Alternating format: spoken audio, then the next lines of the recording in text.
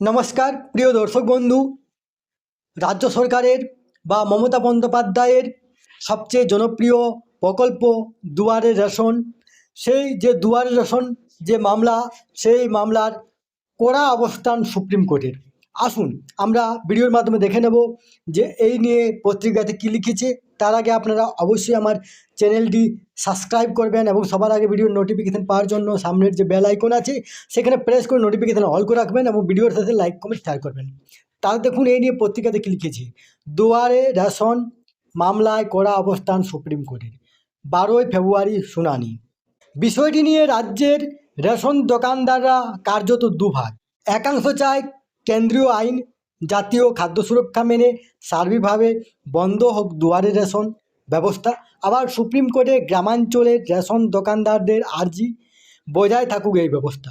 এই পরিস্থিতিতে গত 2022 সাল থেকে চলে আসা মামলার সমাধানই হচ্ছে না, প্রতিবারই পিছিয়ে যাচ্ছে মামলার শুনানি।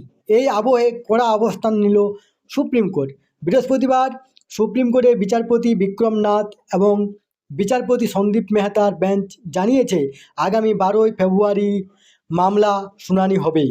সেদিনের তালিকায় এটা সবার প্রথমে থাকবে। আপনারা জানেন যে এই যে রেশন ব্যবস্থা, সেই রেশন ব্যবস্থার যে AAY বা PHH বা SPHH তিনটে যে কার্ড, সেটা কেন্দ্র সরকারের, এবং দুটো RKSY 1 এবং 2 কার্ড সেটা রাজ্য সরকারের। কিন্তু এই যে রেশন ব্যবস্থাতে রাজ্য সরকার দুয়ার সরকার প্রকল্প নিয়ে জনগণের কাছে একটা মেসেজ দিয়েছে যে সমস্ত রেশন ব্যবস্থা আমার।